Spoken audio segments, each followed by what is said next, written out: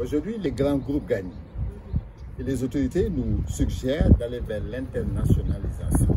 Et ceci justifie en partie la présence de nos partenaires belges ici dans ce pays. L'État du Sénégal a aussi compris que pour résoudre les difficultés ou les enjeux du développement, il faut s'appuyer sur l'université.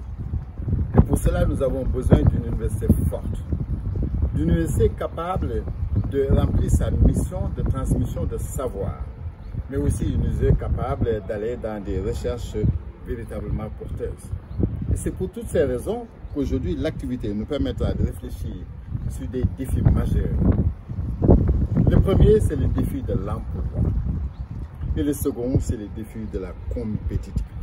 Il faudrait très rapidement que nos universités puissent s'aligner aux standards et aller véritablement vers les rangs, comme l'université Cheikh Anta Diop vient de le faire récemment. L'objectif, la suite de l'activité, c'est des rencontres B2B. Donc nous allons nous entretenir avec la délégation, université par université, école par école, pour voir un peu comment nouer des partenariats entre nos deux institutions.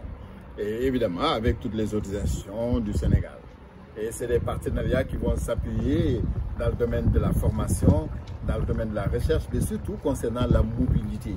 Parce qu'aujourd'hui, nous n'avons pas besoin de former des gens qui restent de l'autre côté, mais nous avons besoin de former des gens qui reviennent au pays pour accompagner ces pays. Il y a déjà beaucoup de collaborations qui sont existantes parce qu'on a déjà un terrain qui est fertile. Donc, on a des points communs qui sont une localisation qui est très importante du Sénégal pour l'Afrique et de la même manière, la Belgique a une localisation centrale en Europe. On a la francophonie aussi qui nous unit et qui facilite les collaborations. On a à peu près le même nombre d'étudiants et donc on a une série d'éléments qui font qu'on a vraiment un terrain fertile pour les collaborations.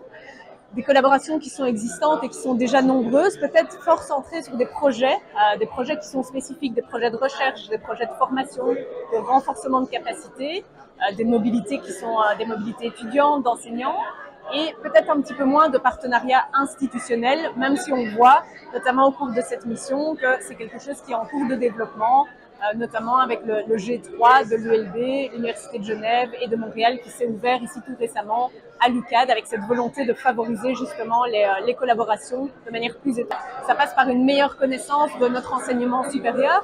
C'est vrai que j'étais assez surprise, je regardais, je me suis interrogée, je me suis dit, mais tiens, où vont les étudiants sénégalais? Je voyais la première destination était le Canada, la deuxième la France. Je me suis dit, tiens, la Belgique va être, comme pays francophone, va être rapidement après dans la liste. Et en fait, on n'était qu'en 12e position. C'est quelque chose qui m'a interpellée.